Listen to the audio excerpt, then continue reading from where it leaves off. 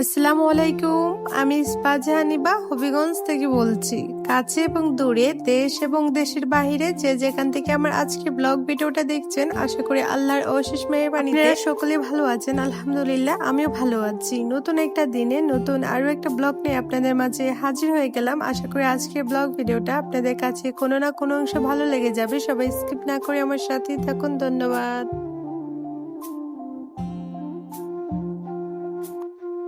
সকালে ঘুম থেকে ওঠার পরে সমস্ত কাজকর্ম শেষ করে তারপরে চলে আসছি দুপুরে রান্না বান্না করার জন্য। আর দুপুরে রান্না শেষ করে কিন্তু রাত্রে রান্নাটাও করে রেখে দিব। কারণ রাত্রে কিন্তু তরকারি রান্না করা যায় না, আর মনে হয় এটা কিন্তু ঝামেলার কাজ, তো যার কারণে আমি দুপুরবেলায় রাত্রে রান্নাটা করে রেখে দিই। সবসময় গরু মাংস রান্না করলে কিন্তু আমি সবসময় গরু মাংসর মধ্যে কিন্তু পেঁয়াজ কুচিটা দিই, তো যার কারণে আর কি পেঁয়াজ বাটা আমার তেমন দিতে হয় না। আমি সবসময় কিন্তু কুচি দিয়ে রান্না করি। আমি তার সাথে কিন্তু সবসময় আর কি দুইটা একটা বা টমেটো যতটাই থাকে আমি টমেটো কিন্তু রাত্রের জন্য গরু মাংস রান্না করে রেখে দিয়েছি। তো তারপরে এখন বাজে দুপুর 12টা। তো এখন কিন্তু অনেক বেশি গরম, যার কারণে আর কি এখানে রসমালাই খেয়ে নিয়েছি। তো তারপরে দিনের একটা ব্লগ ছিল, সেটা আজকে ছিল বুধবার, সারাদিন বৃষ্টি ছিল। তো এখন আর কি ঘুম থেকে উঠলাম আর বৃষ্টিটাও হালকা কমেছে, তো যার কারণে চলে গেলাম গাছ থেকে আর কি ভেন্ডি আনার জন্য। ভেন্ডিটা পাড়ার পরে তারপরে চলে আসছে গাছ থেকে ধনিয়া পাতা নেওয়ার জন্য। তো পাতাগুলো আমি কিন্তু চিড়ে নিয়েছি, তারপরে রান্না করার জন্য